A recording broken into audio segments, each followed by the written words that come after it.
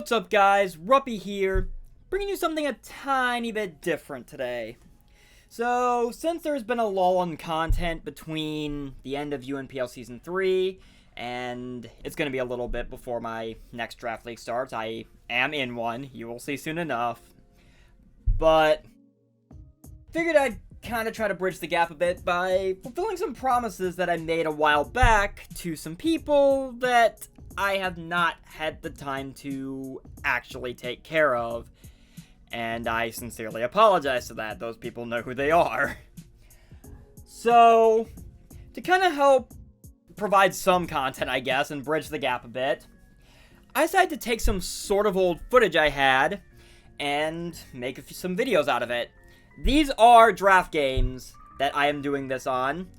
To be more specific, they are pre-DLC draft games. These are after home released, but they are prior to the teal mask dropping. I understand if that content is not going to be the most exciting to watch, because it's 2 DLCs ago at this point, but it's stuff I had on hand that I figured I could make videos out of while I had the chance.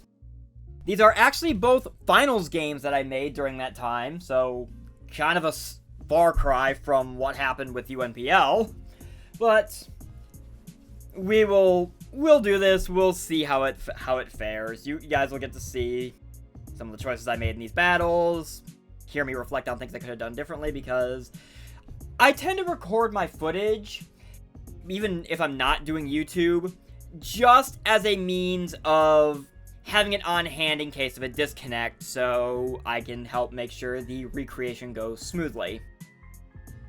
So this first finals game I have is from the Pokemon All-Stars competition, a draft league that was run by my good friend Sven.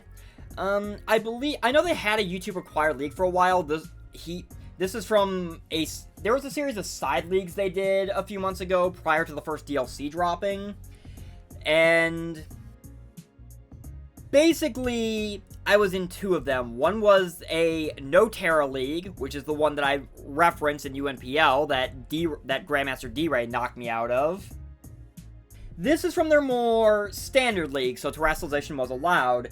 Their Terra rules were that I believe there was a certain point threshold, that and below you could terrestrialize, pick your Terra captains, but those Terra captains could terrestrialize into any type. It was free Terra. So you see my team off to the left, my opponent's team off to the right. Regarding my roster, I have a bit of a weird roster in hindsight. I honestly thought my No Terra roster was better, and yet that one got knocked out first round of playoffs. This one made finals, so make of that what you will. But this team heavily relies on rain. Pelipper is my main rain setter. I've got Dragonite if I wanted to run a potentially special set. I don't think I actually end up doing that throughout the season, though, in hindsight. Volcarona could fire off perfect accuracy hurricanes in the rain. Bisharp certainly benefited from rain, at least from dealing with fire types. Same with Hisui and Decidueye. Basculegion and Overquill were my main rain cleaners, for somewhat obvious reasons. This is actually the league where I gained a newfound love for Overquill. This is the league that introduced me to the concept of how dangerous Overquill is in the rain. I had a Zelf, I had Regieleki for fast shenanigans, because I needed an electric type. Masquerain could set webs, though I don't think I really used it that much in hindsight. Probably should have fixed that. And Mimikyu, because, well, Mimikyu. Why not? My Terra captains were Pelipper and Bisharp. Obviously, this team relied heavily on rain, and that is what kind of carried me throughout the season, because Overquill is easily probably one of the most dangerous rain sweepers in the game at this point, because it doesn't deal with the same weaknesses that most other rain sweepers would. But then, of course, you have Basculegion.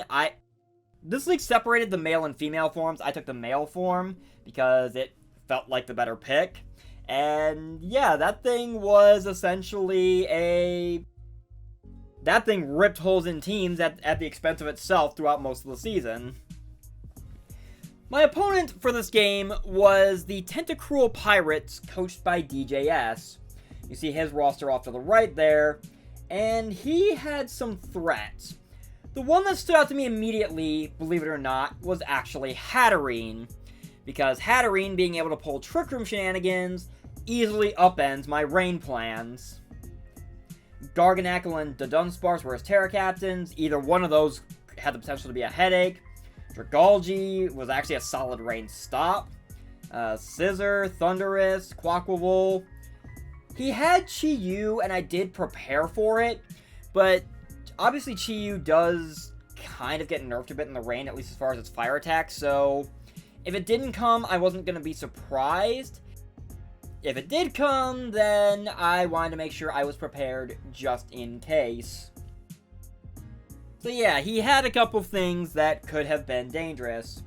We're going to go ahead and flip on over to Showdown now to show you the team I brought to this game. I also apologize in advance if I don't accurately remember what some of these spreads were for. It has been several months since I played this game, of course. I'm just kind of reflecting back at this point. So, having heard from a couple other people in the league that he had relied heavily on Trick Room to get him to this point in the season, I decided I wanted to make sure I had an answer to that, to make sure Trick Room was not an issue, so I could still pull off my rain shenanigans without a problem. That is why Mimikyu was my first Mon. 188 speed, I believe, was, with a Jolly Nature, was just enough to guarantee outrun Quaquaval. I had Play Rough and Shadow Sneak, Force Stab, Life Orb to be able to do more damage, bit of bulk on there as well. Destiny Bond, in case I got into a position where I didn't need Mimikyu anymore and just wanted to take something down with it, or if I needed to take out something that was running wild before it got too out of hand.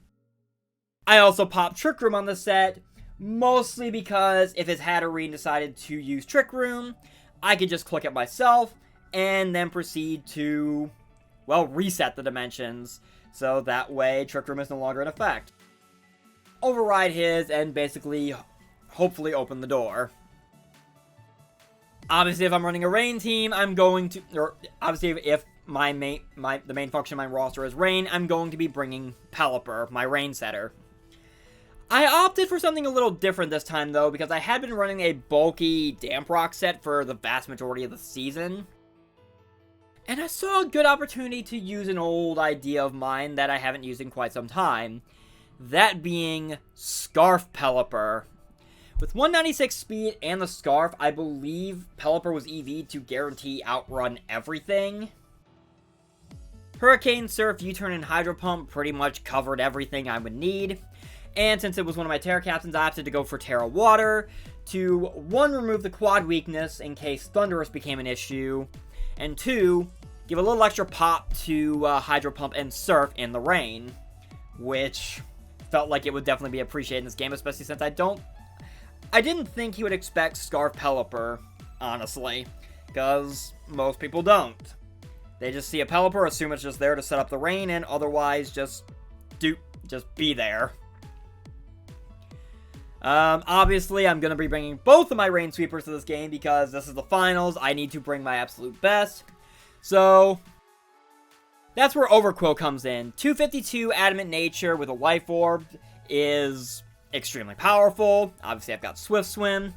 Gunk Shot, Crunch, and Liquidation pretty much covers everything I would need. Liquidation gets Rain boosted. Gunk Shot and Crunch or Stab.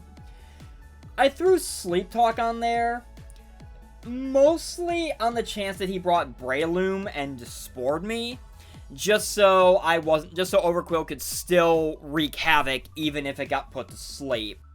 Because I didn't really have anything else that felt like it fit for the 4th move, so Sleep Talk felt like good tech just in case Breloom came for the Spore.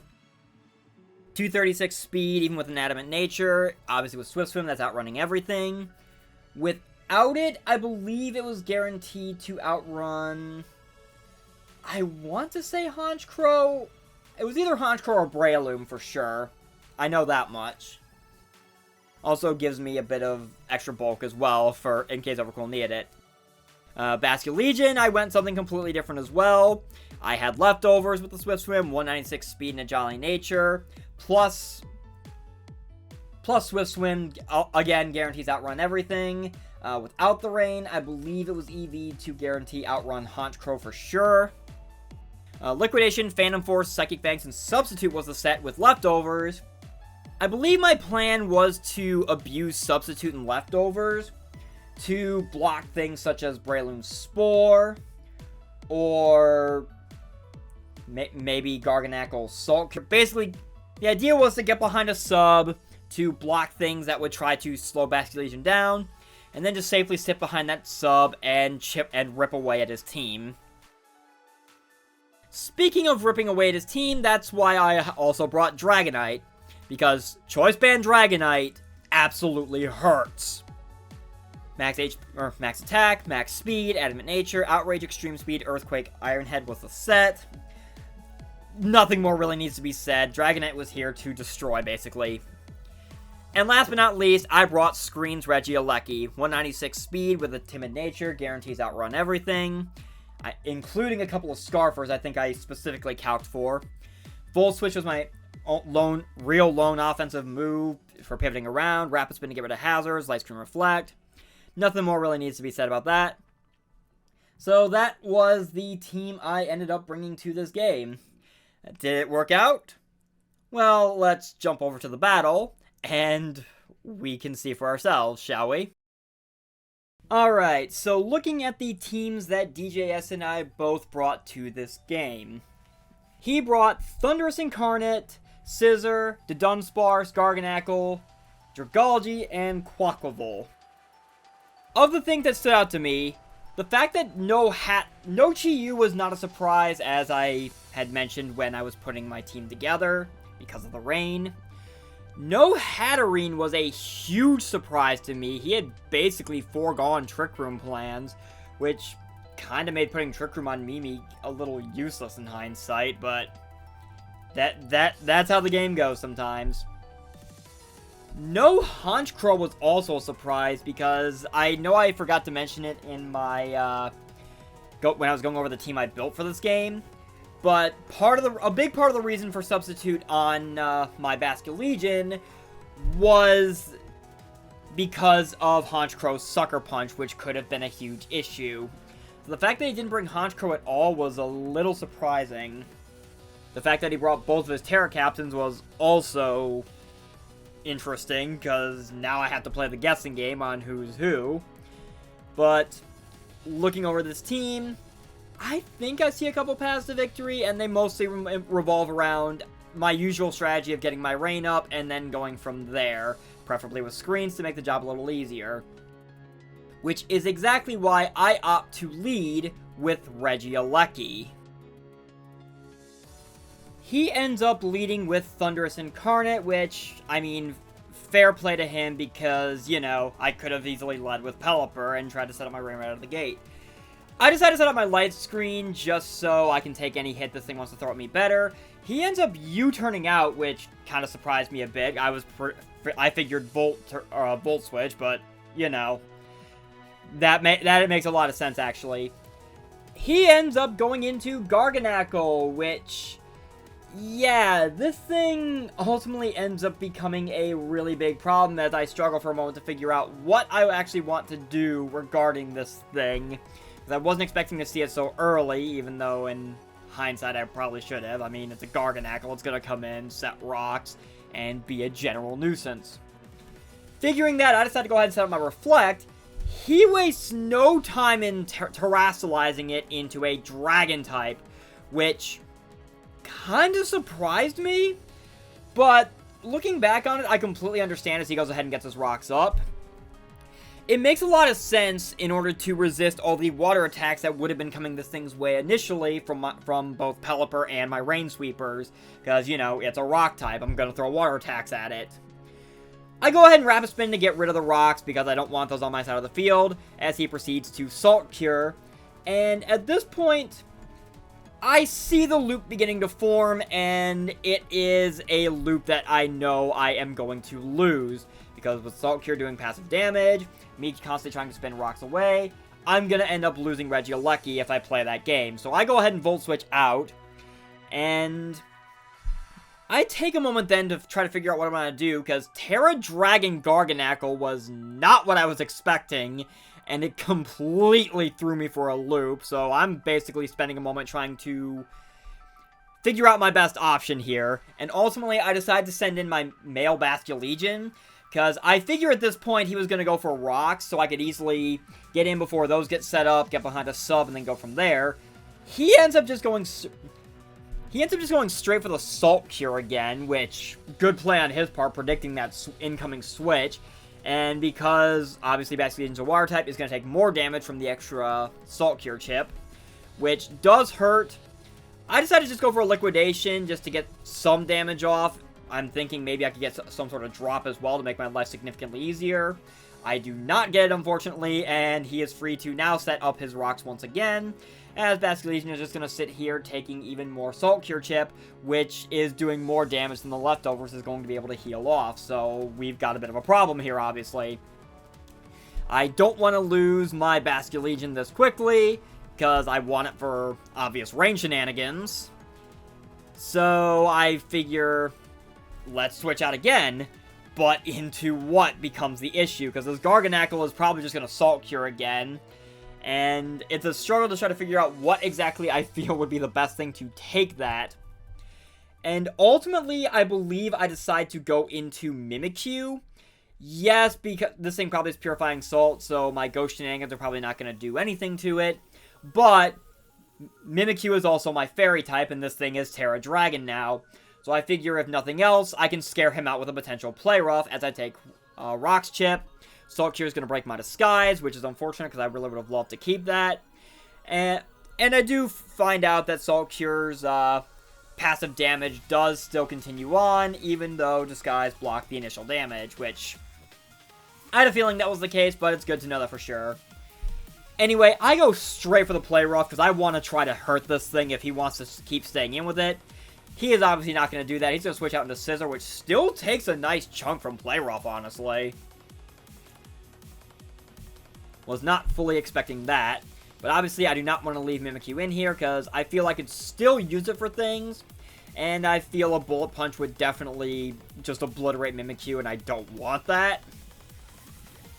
So, weighing my options for a moment, because I was close to clicking Destiny Bond, thinking I might be able to take this thing out. But ultimately I realized, yeah, Bullet Punch is priority. It's going to go before Destiny Bond. I will lose Mimikyu before getting the chance to try to take Scissor down with me.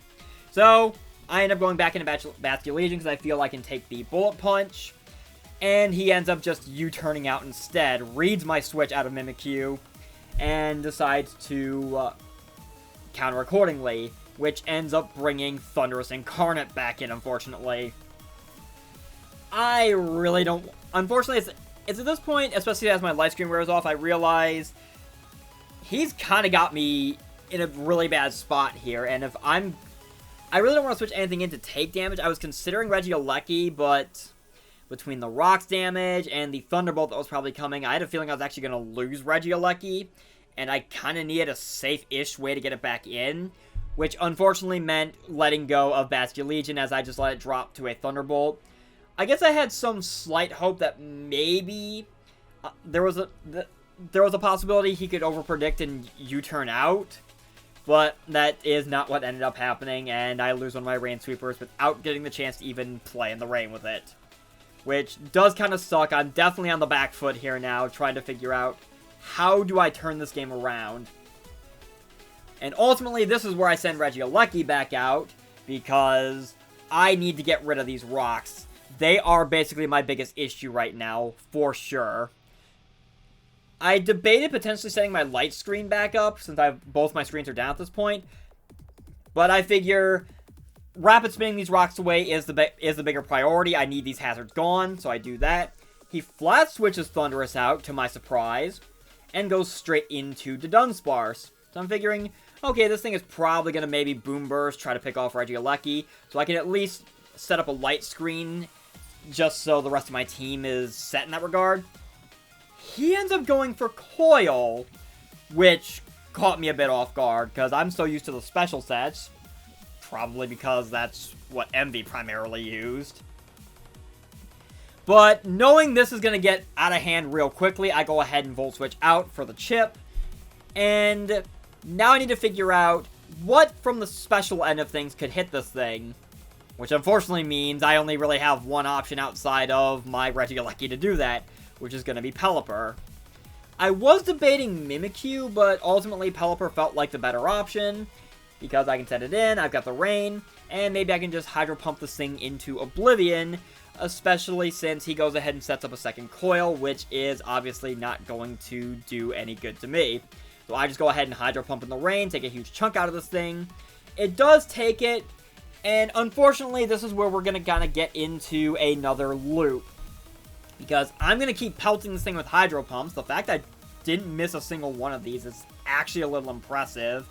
But he is going to keep roosting to try to stall me out of those, which is annoying, but I kind of don't blame him, because this Dudunsparce at +2 is kind of sitting in a good spot right now. Eventually, I kind of decide, screw it. We're going to go ahead and Terrasilize now, and see if the extra bit of chip from that Terra boost is going to be enough to maybe get rid of this thing, so I don't have to worry about it anymore, because it is becoming an issue very quickly. So with the Rain boost and the Terastallization, I do quite a bit more damage. Not enough that's going to keep him from roosting, but I figured, you know what, maybe I can get him with the next one. And then my Rain expires, because I forgot I am running Scarf on this thing, and not, yeah. I debate switching, but then I think I ultimately decide to try another Hydro Pump, because I am kind of taking away Roost PP at this point, to kind of make this thing a little easier to handle later, potentially. So I do Hydro Pump again. He does, in fact, end up going for Roost again. And now that I have a solid idea that this is the loop we're just locked into, I decided to break the loop by switching out at this point, because I honestly feel he's going to Roost again. I'm very confident in that decision. So, in the face of that, I end up deciding to go into Regieleki to maybe get some screens up, maybe Volt Switch out, figure out something from there, as he does in fact Roost. Conveniently enough, my light screen wears off, so this feels like the perfect opportunity to set something up. I decided to go for light screen again. I think mostly because Thundurus was my biggest concern at the moment. So I end up losing Regieleki to a Body Slam, which is perfectly fine with me. I had been planning on sacking Regieleki off to get one last set of screens up anyway, so that is ultimately what I do. Again, light screen felt like the better option because Thundurus, I think, was the biggest threat to me at the time. Dragalge maybe less so, but definitely the Thundurus. At this point, this Dudunsparce is a problem and I need it gone. So, knowing that, I decided to go ahead and just sack Mimikyu at this point, so I can pull off Destiny Bond, because I know I outspeed this thing. He does hit his Rock Slide, so I do lose Mimikyu, but I do take the Dudunsparce down with me, which I'm content with, because it keeps this thing from getting out of hand, because it had the very real potential to sweep my team at this point. The downside is, I am still down 5-3, and my options for pulling this back are dwindling fast. I decide to go into Pelipper on the double down as he ends up sending Garganacl back out. And I have a real good feeling that he's going to want to try to get his rocks back up here. Just because at this point I cannot get rid of them since I lost Regieleki. And Pelipper's not doing much of this thing anyway. If he wants to sulk here, he's perfectly free to do so. But I honestly feel he's going to get his rocks back up. So I go ahead and U-turn out. Because getting something in before rocks go up is probably my best bet at this point, because those rocks are going to be a headache for the rest of the game. And it's at this point that I feel Dragonite is my best bet to turn this around, because as he does set up his rocks, having multi-scale intact is huge right now. And that was the mindset I was going for, especially since, yes, this thing is stupidly bulky, but it is Terra Dragon, and my Dragonite is banded. So I proceed to obliterate Garganacl with Outrage, which is such a satisfying feeling, honestly, getting to destroy that thing with banded Dragonite Outrage. Scissor's going to come in, I'm locked into Outrage, there's not much I can really do at this point, except just go for it, take a huge chunk out of the Scissor. Unfortunately, I only get a 2-turn Outrage before I confuse myself, which really sucks, as he just goes ahead and U-turns to break my multi-scale. If I had gotten one more turn of Outrage, this really could have been a whole different game, honestly. But as it stands, he goes into Thunderous. My light screen is still up, so I am perfectly content with that. I even double-checked just to make sure it's still up. So I decided to just go ahead and stay in, chance the Confusion, and go for the Outrage. He goes ahead and T-Bolts, which I am able to take. And unfortunately, I do not break through the Confusion, which that is actually a big blow to me, because this means I do have to take a second Thunderbolt. Thankfully, I do break through the Confusion on the next one, which does allow me to rip this Thunderous to shreds. So what I perceived as his biggest threat remaining at the time is now off the table, which I'm completely happy with. Unfortunately, because of the extra damage I did end up taking, this is basically a free chance for Scizor to come in and Bullet Punch to finish off Dragonite. Because Dragonite had a real possibility of cleaning house on the rest of his team had I gotten one more turn of Outrage prior to the Confusion, and had I also had the chance to break through Confusion on the first one, because I think I could have lived a potential Bullet Punch after that. Regardless, I'm down to my last two Pokemon. We're both down to our last two at this point, I believe. No, he still has three. Regardless, I send in Pelipper because I need my Rain at this point. Rain is basically my win con, because I need the Rain set up for my Overquill to be able to potentially pull this back. I go for Hurricane as a safe middle ground play, which ultimately works out as he switches in Quaquaval. I do end up getting the Confusion on it, which is kind of nice. Anyway, I'm Scarfed. I figure I can outspeed this thing, rip it apart with a Hurricane. He ends up being Scarfed as well, but he hits himself in Confusion, and Pelipper is able to finish the job, which, it sucked, but in hindsight, it kind of evened out for my Dragonite hitting itself in Confusion, I guess. Make of that what you will, but the fact of the matter is, it was basically my best chance of staying in this game at this point. Pelipper might have been able to take the hit, pending what he went for, because I could have just popped it with another Hurricane regardless. Still, he goes into Dragalge now. I'm locked into Hurricane, so I might as well go for it. I'm double-checking, I believe I double-checked how many Rain turns I had left that Overquill could have utilized. I take a chunk out of this thing with Hurricane and end up losing Pelipper to a Draco Meteor. Now, the damage on this thing and the fact that I now see that it has Black Sludge is important to note. And we will get into why shortly, because I take a moment to run some calcs, wondering if I have lost this game, but I feel fairly confident that with the Rain up, Overquill still has a chance of winning this. So I go for the Crunch. He switches out and sacks Scizor, which is completely understandable, because obviously the Draco Meteor drop is not what he wants to be facing off against this thing with. He wants to be at full power to drop another Draco on me. So we come down to this final matchup of Overquill versus Dragalge. I'm confident that Crunch is a roll, but it's a roll in my favor from the calc I was running. So I proceed to go for it. I end up missing out on the roll, and he ends up popping with a Draco Meteor, which is going to end the game. Now, he and I did talk after the fact. He showed me the Dragalge set he ran, and as it turns out, well, you guys have seen the UNPL video where I actually kind of ran the exact same set. This is the game where I got that from. He had EV'd this thing specifically in a way that ultimately